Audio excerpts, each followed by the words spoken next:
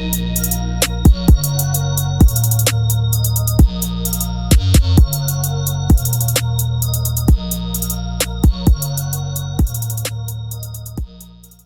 people, you know the face, you know the name. Aaron here, back again with another video. Shout out to everybody tuning in, showing love and support. I appreciate every single one of you, man.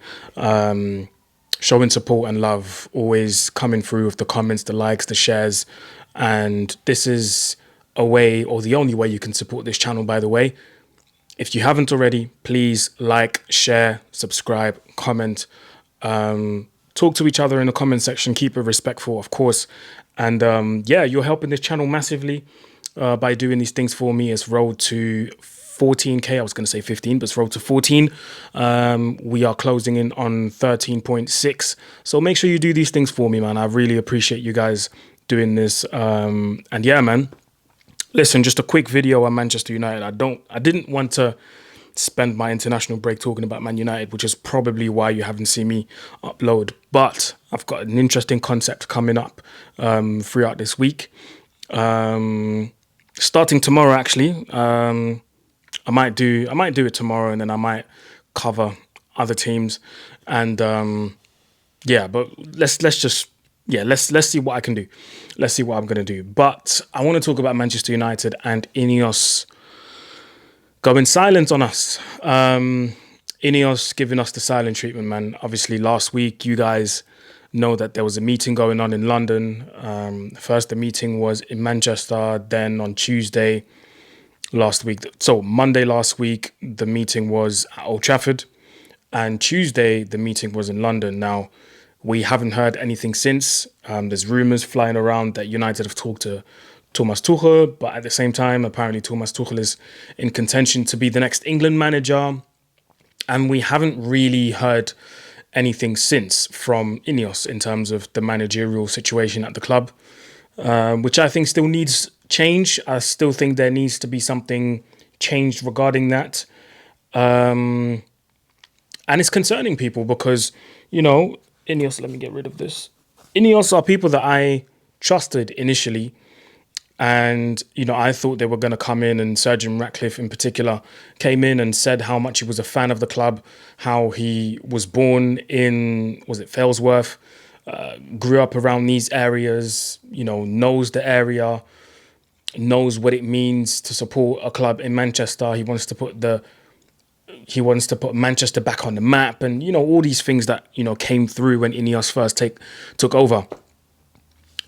And I'm not going to say that all of these things had to materialize within a time span of 2 years or less than 2 years. But, you know, you look at, especially when it comes to the football side of things, and you just ask yourself questions because, you know, the Erik ten Hag situation was a bit of a strange one because we did win the FA Cup. But I was one of the few that said, for the betterment of the future of this team, I think it's better if Ten Hag goes. You know, he goes on a high, won a trophy. Cool, no problem. You can get the next manager in. But instead, it was the beginning of this long quest for a new manager. And listen, I'm not taking Ten Hag's side here, but, you know, if I was somewhere and I was hearing that my management or the leadership team was actively looking to replace me, I would have been like, yo, I'm out of it. But Ten Hag seems to be clinging on to this job. Seems to be hanging on to this job. He seems to want to carry on. He doesn't want to stop. So, yeah, you know, United were actively, again, weird situation, but actively looking to replace him. Spoke to Thomas Tuchel, spoke to Roberto De Zerbi, spoke to other managers, and now we're learning that apparently they have spoken to Sebastian Hoeneß, who's the Stuttgart manager, and he declined. So that begs the question, can we still attract top managers? But I don't think we should go for a top manager, in my opinion.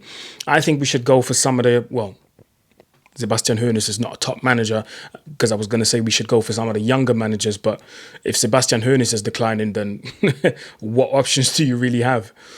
But I still do think we should go for some of the younger emerging managers. And I do think that that's the only avenue that Man United have not gone through. And a lot of people seem to be saying, yeah, but Ten Hag's a young manager. He's not a young manager. He's 58, if I read correctly. So he's anything but young.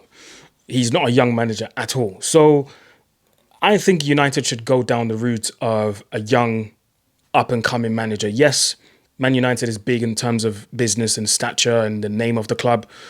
But I think that could be good for a young manager. I mean, who knew Fabian Hutzler before he went to Brighton? Nobody. And that's probably my answer to people that are going to say, yeah, but who do you bring in? There's nobody out there. There are people out there. You just have to do your research. But because it's not your job and my job, and just because the managers that you know are not available and there's managers out there who are not on your radar just because you don't watch anything outside of the Prem, doesn't mean that nobody is out there to come and replace Eric Ten Hag. I believe there is a manager out there. There are people out there that will take the job, and some of them I may not be fans of, and some of them I may have my reservations about, like Ruben Amorim from Sporting Lisbon. But I mean, at this point, nobody can do worse than Eric Ten Hag. So I do believe we should take a punt, not specifically on Amorim, but I'm just saying. So I'm just looking at the situation and I'm going, I don't know what INEOS is playing at. I just watched the show, by the way. Shout out to Flawless, Double A, shout out to Ash and shout out to Saeed. I was watching their show and, Flawless picked up a very, very important point. He was like, what is holding up these conversations? Because first of all, the meeting was a long ass meeting. I've never seen a 9 to 5 meeting in my life, but they seem to have a 9 to 5 meeting. And Flawless was just like, what is there still to discuss? Because the facts are there. Obviously, when you have these meetings, you weigh the pros and the cons. But what pros can you really put on the scale that's going to outweigh the cons? Because I don't see any pros, if I'm honest. What can you possibly say? What can you base? And I'm asking this question to people that do want him to stay. Give him time. He can turn this around. Based on what can he turn it around? Because the players that he brought in, which is nearly 60% of the team, they're not performing. You can't look at any of these players and say, he's a hit. You can't look at any of these players and say, this is a Ten Hag signing. You can't look at any signing outside of the Premier League or Europe and say, oh, if Man United were to scout this player, this would be a typical Ten Hag signing. You can't look at any of those players or any of the players, period, in the world and say that. So there's a huge problem there. To me, that just screams that Ten Hag's going to stay. And if Ten Hag's going to stay, I promise you guys, then I hate to be pessimistic. I'm the type of person, you guys know me, I like to be positive. I like to look on the bright side of things, sorry. But if Ten Hag is to stay, which looks like it's going to happen for the foreseeable future, or at least until the next international break, I promise you guys, this is not, again, me trying to be negative. I promise you, and I'll say it again, I promise you, we haven't seen the worst yet. If Ten Hag stays, the worst is yet to come. We will suffer humiliation after humiliation until some people out there that still want to back this manager understand that it's time for a change. And I hate to say this, but the worst is yet to come. Usually you say the best is yet to come, but in this case, the worst is yet to come. Do you see what I mean? So, and I'm not the type of person, I'm not ashamed to give my opinion, and I'm people trying to shame me and into thinking, well, they tried to shame me for my opinion, saying that a Manchester United fan shouldn't be saying this. You should be backing the manager. I shouldn't be doing anything. If anything, I should be wanting what's best for the club. I don't have these affinities and these emotional attachments to managers. I don't have that, in my opinion, because they're employees. Do you know what I mean? Because when you work at a company, these emotional attachments don't exist. You do a good job, you stay. You do a bad job, you go. Simple as that. So I'm really concerned about this INEOS silence, and it tells me that Ten Hag's going to stay for the foreseeable. And I'm looking at some of the next games that we're playing. We have Brentford on the weekend, on Saturday. Then we've got Fenerbahce away next Thursday, which is going to be, oh my word, I'm not even ready for this game. I'm not ready to go away to Fenerbahce with Jose Mourinho waiting for us. Allow it. Then we've got West Ham away, who seem to be finding their feet at the moment. And I'm just going to look at the October fixtures here. And the last fixture in October is Leicester at home in the Carabao Cup. And I'm not confident about that one either. Like, I'm not confident about playing anybody at the moment.